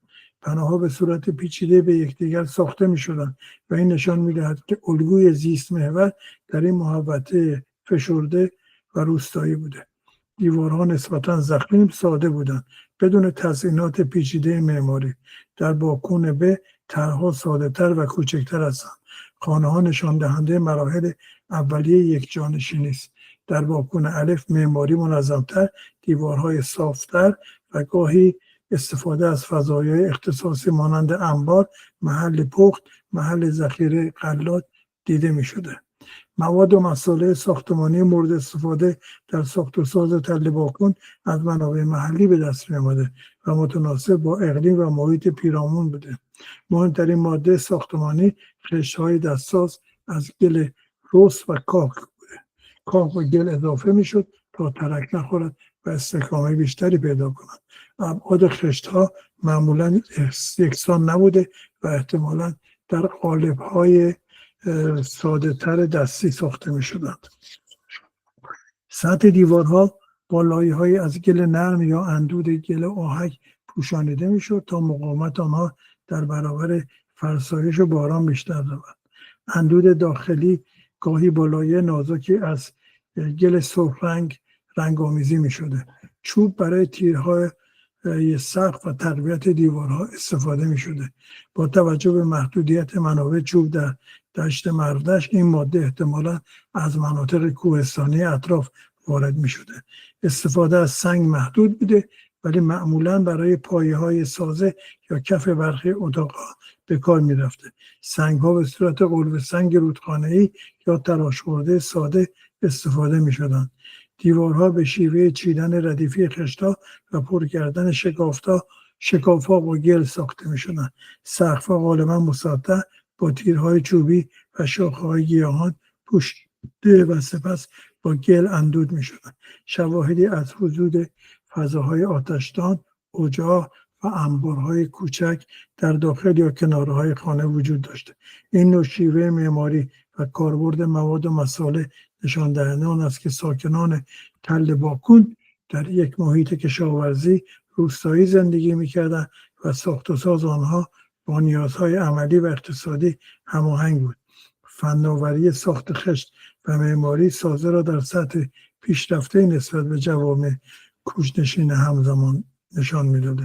محدودیت منابع به ویژه چوب و سنگ باعث شده که از مواد بومی مانند گل و کاه بیشترین بهره گرفته شود. این یکی از انبارهای مهم در تل ملیانه، در تل باکونه که در باکون الف، در این قسمتی که در روی نقشه مشاهده می‌فرمایید پیدا شده که نشان داده یک معماری بسیار پیشرفته‌ای در این منطقه هستش و تصور می‌رفته که اون انبارها فرمشون این یک تصویر در واقع خیالی است که توسط باستانشناسای دانشگاه شیکاگو گشته. انبارها معمولا یک همچین فرمی داشتن که برای ذخیره ازش استفاده میشد. اما در مورد شهرسازی تل باکون باید بگیم که تل باکون از دیدگاه شهرسازی هرچند یک شهر به معنی کلاسیک آن مانند شهرهای ایلامی یا بین‌النهرین بعدی نبوده، اما الگوهای سازمان فضایی و سکونتگاه آن نشان می‌دهد مراحل پیشرفتی از شکل‌گیری بافت منظم روستایی و پیش شهری در هزاره پنجم پیش از میلاد است. داده‌هایی به دست آمده از کاوش‌های دانشگاه شیکاگو و کاوش‌های دکتر علیزاده همراه با بررسی‌های میدانی دیگر پژوهشگران این ویژگی‌ها را روشن کرده است که یک، در مورد الگوی کلی استقرار، تل باکون شامل دو محوطه اصلی باکون الف ب بود که به ترتیب بازتاب دهنده دو مرحله متوالی از فرهنگ باکون هستند. در هر دو مرحله بافت سکونتگاه متراکم با پلان‌های به هم پیوسته است، اما در باکون الف نظام فضایی بیشتری مشاهده می شود. خانه‌ها به صورت ردیفی و چسبیده به هم ساخته می شدند. گذرگاه‌ها باریک و غیر منظمند، اما در بخش‌های مسیرها با نظم نسبی دیده می شود که احتمالاً نقش محورهای ارتباطی اصلی را داشتند. تمرکز فضاهای مسکونی در کنار هم و قرارگیری فضاهای باز و کوچک، حیاط و میدانچه در میان آنها الگوی نیمه برنامه‌ریزی شده را نشان می‌دهد.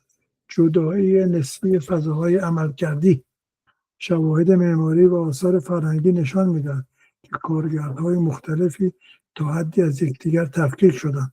فضاهای مسکونی شامل اتاق‌های متصل، حیاط‌های کوچک، فضاهای داخلی برای ذخیره‌سازی پخت و پز، فضاهای تولیدی و ذخیره‌سازی شامل انبارهای غلات، محل نگهداری ابزارهای سنگی و فضاهای ویژه برای کار با مواد خام مانند سنگ چخماق یا سفالگری.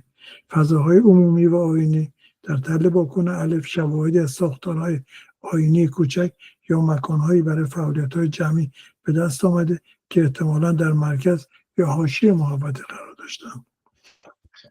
اما در مورد نظام معابر و ارتباطات داخلیش، گذرگاه‌های داخلی تل باکون در مقایسه با شهرهای بعدی بسیار باریک و غیر منظمند، اما در آنها چند نکته دیده می شود. مسیرها اغلب به صورت غیر مستقیم به حیاط یا ورودی خانه می رسیدند. عرض گذرگاه‌ها معمولاً بین نیم تا 1/2، یعنی 1 متر و 20 سانتی، مناسب برای عبور انسان و حیوانات کوچک. احتمالا معابر اصلی از بخش‌های مسکونی به نواحی ذخیره یا کارگاهی متصل می‌شدند. از نقطه نظر شهرسازی، دسترسی به آب در نزدیکی تل باکون، رودخانه کور نقش مهمی در استقرار تل باکون در اون منطقه داشته. ساکنان احتمالاً با حفر کانال‌های کوچک یا مسیرهای زهکشی ساده آب را به محدوده سکونتی می آوردند. حفاظت از سیلاب‌ها و فرزایش، قرار گرفتن سکونتگاه‌ها بر روی تپه و استفاده از اندود و دیوارها برای جلوگیری از آسیب‌های رطوبتی نوعی سازگاری با نظم نسبی در استقرار واحدهای مسکونی وجود داشته. فضاهای ذخیره جمعی، مسیرهای ارتباطی مشترک نشان می‌دهد که نوعی مدیریت محلی با توافقات اجتماعی برای تقسیم فضاها و استفاده از منابع وجود داشته است. این امر تل باکون را از نظر سکونتگاه‌های پراکنده و عشایری متمایز می‌کند و آنها را به مرحله نزدیک به پیش شهرنشینی می‌رساند. در مقایسه با دیگر محوطه‌های همدوره مانند تل ملیان در مراحل اولیه یا تپه سیل، تل باکون از نظر تراکم و نظم فضایی الگوی پیشرفته تر را ارائه می‌دهد که نشان دهنده شکل‌گیری نوعی مرکز محلی است. با این حال نبود حصارهای دفاعی و شبکه‌های معابر منظم‌تر آن را در مرحله پیش شهری نگه می‌دارد. اما در مورد نظام آبیاری در تل باکون، رودخانه‌های مهم اطراف تل باکون عبارتند از یک، رودخانه کور که مهمترین و پرآبترین رودخانه دشت مرودشت است که از کوههای زاگرس سرچشمه میگیرد، پس از عبور از مرودشت به دریاچه بختگان میریزد. فاصله تقریبی رود تا تل باکون حدود 2 تا 5 کیلومتر است. این رودخانه منبع اصلی آبیاری، کشاورزی و تأمین آب برای استقرارهای چون تل باکون، تل ملیان و بعد پارسه یا تخت جمشید بوده است. رود کور در دوره‌های پیشا تاریخی نقش مهمی در ایجاد شبکه‌های آبیاری سنتی و شکل‌گیری کشاورزی اولیه داشته است.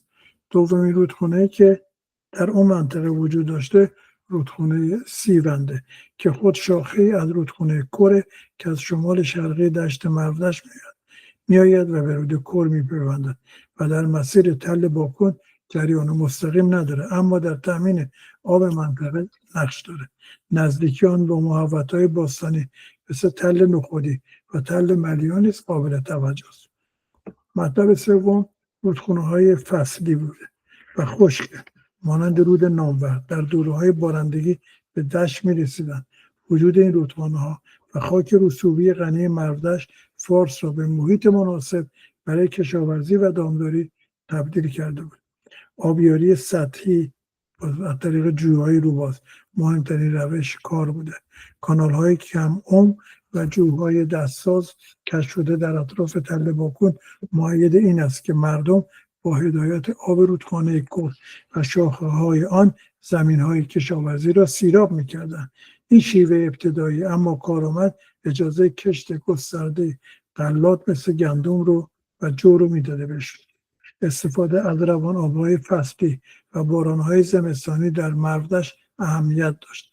مطالعات رسوب شناسی اطراف تل باکون نشان می‌دهد که مردم در جاهایی که آب سطحی جمع می‌شده مثل نقاط پست یا کنارهای مسیرها زمین را کشت می‌کردند. باستانشناسانی چون مک‌کوهن و واندربرگ در گزارش‌های کاوش‌های خود اشاره می‌کنند آبیاری در تل باکون نه یک سیستم پیچیده مهندسی بلکه نوعی مدیریت ساده آب با انشاء آب جوی‌ها و هدایت آب از رودخانه به زمین‌های پایین دست بوده است. شواهد دانه‌های سوخته و بقایاهای کشاورزی مثل جو و گندم که در لایه‌های تل باکون پیدا شده تأییدی است برای اینکه این کشاورزی آبی در این محل وجود داشته است. اما در مورد معیشت مردم این منطقه بر اساس یافته‌های باستانشناسی و گزارش‌های علمی بنیاد اقتصاد و معیشت مردم باکون در هزاره‌های پنجم پیش از میلاد متکی بر کشاورزی، دامداری و تولید صنایع دستی به ویژه سفال متکی بوده است. اما در مورد کشاورزی که پایه اصلی معیشت و اقتصاد تل باکون را تشکیل میداد، کاوش‌ها و بررسی‌های بعدی نشان دادند که در اطراف تل باکون زمین‌های حاصلخیز مرودشت با استفاده از جوی‌های روباز و آب سطحی زیر کش می‌رفته. بقایای دانه‌های گندم، جو و حبوبات در لایه‌های باستانی بیانگر آن هستند که جامعه به کشاورزی غلات برای تغذیه ساکنان متکی بوده است. اما در مورد دامداری، استخوان‌های به دست آمده از لایه‌های مسکونی نشان می‌دهد که مردم باکون، تل باکون، گوسفند، بز، گاو و تا حدود خوک پرورش می‌دادند. مطالعات نشان می‌دهد که این دام‌ها نه تنها برای تامین گوشت و لبنیات بلکه برای نیروی کار و شاید بارکشی اولیه استفاده می‌شد. اما رکن دیگه اقتصاد تل باکون بر صنایع دستی بوده. تل باکون به ویژه به خاطر سفال منقوشش که توضیح دادیم شهرت بسیار داشته. سفال‌هایی که در سراسر دشت مرودشت و حتی فراتر از آن به صورت پراکنده یافت شده. بسیاری از باستانشناسان این تولیدات را نشانه تخصصی شدن کارگاه‌های سفالگری و حتی مبادله منطقه‌ای می‌دانند. سفالگری نه تنها نیاز محلی را تامین می‌کرده بلکه از مازاد تولید برای مبادله با جوامع اطراف استفاده می‌شد. وجود یافته‌های برخی مواد غیر محلی مثل سنگ لاجورد و صدف دریایی نشان می‌دهد که مردم تل باکون با مناطق دوردست نیز ارتباط داشته. این هم حاکی از وجود شبکه‌های مبادله و تجارت محدود منطقه بود. گرچه کشاورزی و دامداری ستون فقرات اقتصاد بوده، اما شواهدی از شکار جانوران وحشی مانند گوزن هم وجود داشته که نشان می‌دهد که شکار به عنوان منبع مکمل گوشت نقش داشته. ترکیب این عوامل اقتصادی موجب شده تل باکون به یکی از مراکز مهم فرهنگی جنوب غرب ایران در هزاره 5 پیش از میلاد تبدیل شود. اما در مورد جمعیت تل باکون باید ببینیم که چه وضعی داشته. تخمین میزان جمعیت تل باکون در اوج شکوفایی خود بر پایه مساحت محوطه و تراکم احتمالی جمعیتی انجام می شود. بر اساس کاوش‌های انجام شده توسط هیئت دانشگاه شیکاگو که توسط آقای رابرت دایسن و یانگ انجام شده و تحلیل‌های بعدی که دکتر عباس علیزاده در مورد تل ملیان دوره باکون الف بین 4400 تا 4000 پیش از میلاد بوده. در این زمان محوطه مساحتی در حدود 16 تا 20 هکتار داشته. با فرض تراکم متوسط جمعیت در سکونت‌های پیش تاریخی که حدود 200 تا 300 نفر در هکتار داره، جمعیت احتمالی تل باکون میتونه بین 3200 تا 6000 نفر باشه. این برآورد در مقایسه با جوامع روستایی شهری پیش از تاریخ جمعیتی بسیار قابل توجه به شمار می‌رود و تل باکون را در کنار مراکز مهم همدوره مانند چوغامیش که ما در جلسه بعدی بهش اشاره خواهیم کرد و شوش که در جلسات قبلی به آن اشاره کردیم در زمره سکونتگاه‌های مهم نجد ایران قرار دهد. اما در مورد مسیرهایی که اینها تجارت می‌کردند، بر اساس داده‌های باستانشناسی شواهد روشنی وجود دارد که نشان می‌دهد تل باکون نه تنها یک مرکز کشاورزی و سفالگری بوده بلکه در شبکه‌ای از مبادلات و ارتباطات منطقه‌ای هم نقش داشت. یکی از این ارتباط با دشت‌های همجوار فارس بوده که مهمترین مسیر بازرگانی تل باکون به سمت دشت‌های مرودشت، پاسارگاد و نقش رستم بوده. رودخانه‌های کور و شاخه‌های فرعی آن به عنوان راه‌های طبیعی ارتباطی عمل می‌کردند و سفال‌های تل باکون در محوطه‌های اطراف مانند تل جامع شوران و تل گپ نیز پیدا شد. مسیر دوم ارتباطش با زاگرس مرکزی و لرستان بوده. از طریق دره‌ها و گذرگاه‌های طبیعی زاگرس به ویژه مسیرهای شمال و شمال غربی فارس، تل باکون با محوطه‌های نوسنگی و مسنگی روستان و کرمانشاه ارتباط داشت. این مسیر احتمالاً برای مبادله مواد خام، سنگ و سایر فلزات اولیه استفاده می‌شد. مسیر سوم پیوند با جنوب ایران و خلیج فارس بوده. در چندین لایه تل باکون صدف دریایی و مهره‌های تزئینی کشف شدند که منشأ آنها به مناطق ساحلی و کرانه‌های خلیج فارس نسبت داده می‌شود. این موضوع نشان می‌دهد که از طریق مسیرهای جنوبی کالاهای مانند صدف، سنگ‌های تزئینی و احتمالاً غیر طبیعی مبادله می‌شد. مسیر چهارم تماس‌های محدود با شرق ایران از طریق سیستان، بلوچستان و کرمان بوده و برخی داده‌های سنگی و احتمالاً حضور لاجورد نشان می‌دهد که ارتباطات محدودی با شرق ایران هم تل باکون برقرار کرده بود، گرچه هنوز شواهد قطعی برای مسیرهای دقیق این تبادلات وجود ندارد. اما در مورد وضعیت حقوقی و اجتماعی در تل ابلیس، در تل ابلیس هیچ سند نوشتاری، کتیبه یا قانوننامه‌ای به دست نیامده است و همین دلیل نمیتوان از قوانین مدنی به معنای مکتوب مانند آنچه ما در تمدن ایلام یا بین النهرین دیدیم سخن بگیم. لذا تحلیل وضعیت حقوقی اجتماعی و قوانین احتمالی تنها از طریق تحلیل یافته‌های باستانشناسی، الگوهای تدفین، ساختارهای معماری و مقایسه با فرهنگ‌های همدوره به دست می‌آید. کالدول و باستانشناسان بعدی معتقد بودند که جامعه تل ابلیس با ماهیت کشاورزی و دامداری و سفالگری مبتنی بر روابط خویشاوندی بوده است. در چنین ساختاری هنجارهای رفتاری و اجتماعی شفاهی بوده و به وسیله بزرگان و ریش سفیدان اداره می شده است. معماری تل ابلیس عمدتاً خانه‌های ساده خشتی است، بدون بناهای عظیم یا ساختارهای حکومتی آشکار. لذا فقدار معماری آیینی بزرگ یا کاخ نشان می‌دهد که جامعه به صورت خانوادگی یا قبیله‌ای اداره می‌شده. بنابراین اگر قانون یا نظام مدنی بوده، در سطح آیین‌های قبیله‌ای و توافق‌های شفاهی قرار داشته. تدفین‌هایی که در تل باکون انجام شده عمدتاً ساده و در نزدیکی یا درون خانه‌ها بودند.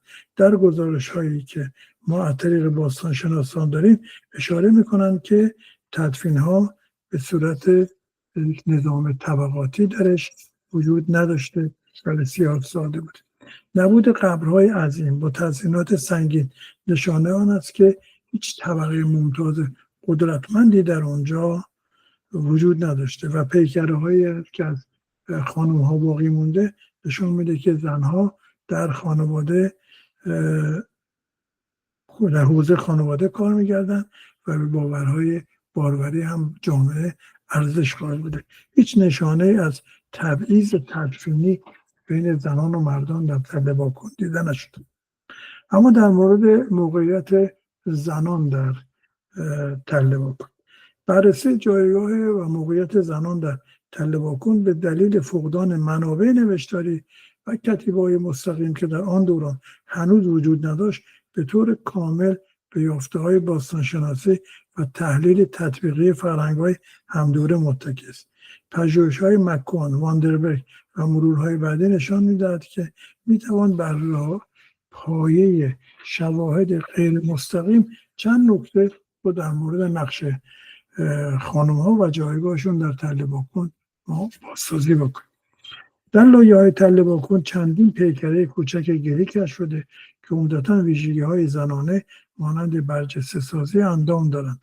پژوهشگران این پیکره‌ها را نمادهای باروری، حاصلخیزی و نقش مادرانه دانستند. وجود این پیکره‌ها نشان می‌دهد که زنان در حوزه‌های باورهای دینی آیینی مرتبط با زایش و حاصلخیزی زمین جایگاه مهمی داشتند. حجم بالای سفالهای منقوش و شواهدی از کارگاه کوچک نشان می‌دهد که زنان احتمالاً در تولید سفال، آماده سازی غذا و صنایع خانگی نقش فعال داشتند. این نقش در بسیاری از فرهنگ‌های 1005 پیش از میلاد رایج بوده.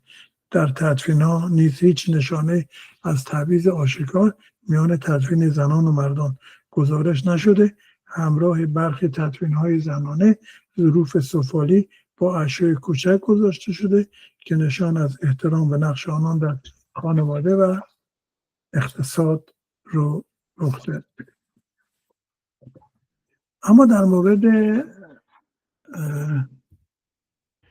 تدفین در تله باکن باید اشاره بکنیم که تدفین ها بسیار اطلاعاتش اندک هستن و اون گورستان هایی که به صورت کلاسیک در محوطه های باستان شناسی وجود دارد در اینجا وجود ندارد.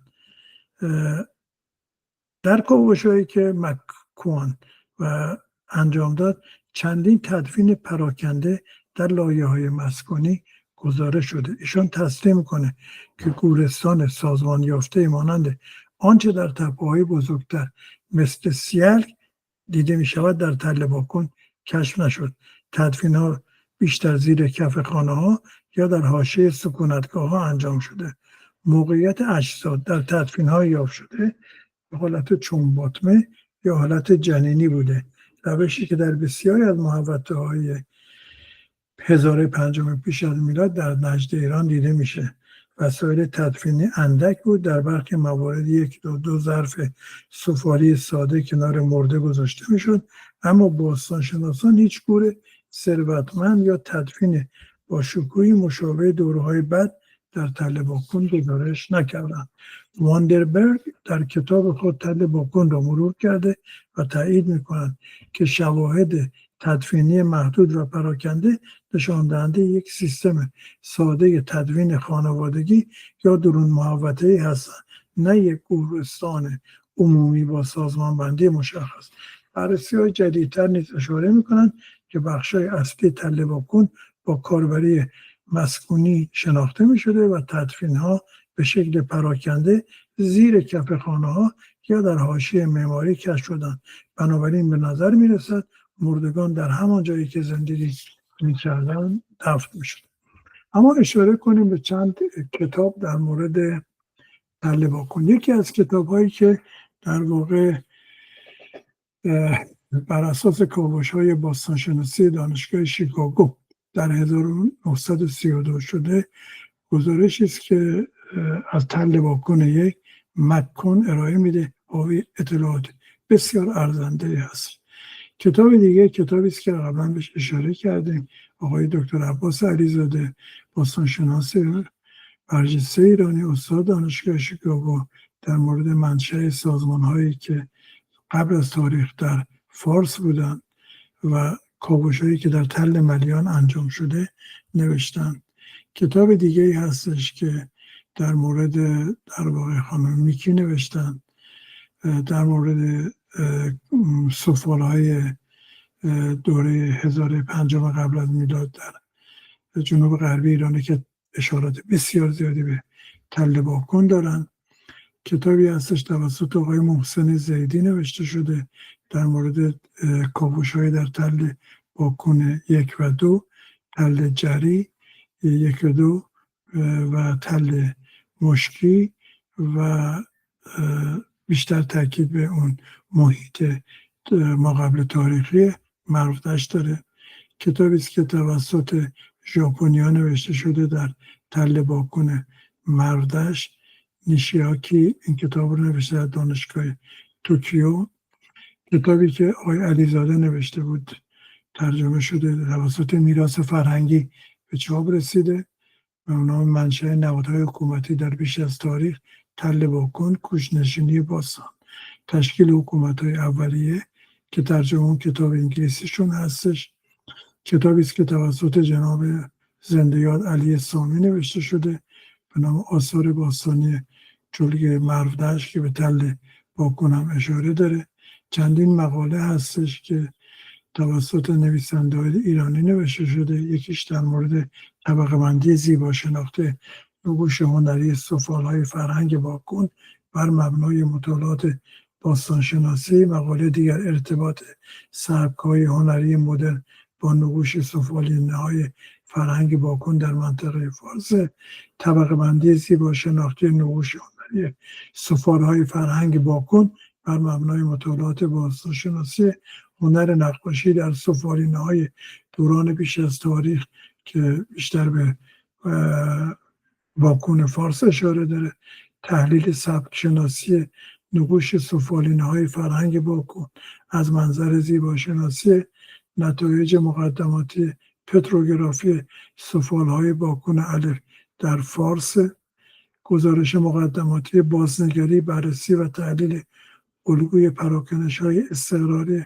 فرهنگ باکن در منطقه فارس و این همون تکراری گزارش این هم بازم همونه، تحلیل ساختار بصری سفالینه‌های منقوش باکن هستش، نمادهای انسانی و حیوانی موجود در سفالینه‌های مکشوفه در 3 منطقه تل باکن فارس، تپه سیل و تپه گیان نهاوند که اینها رو با هم دیگه مقایسه میکنه، تحلیل تولید سازمان تولید و استانداردسازی در یک جامعه باستانی، رفیافتی به نقش‌های سفالهای تل باکن الف هستش و مقالات دیگری که دیگه بیش از این فرصت نیست بهش اشاره کنیم.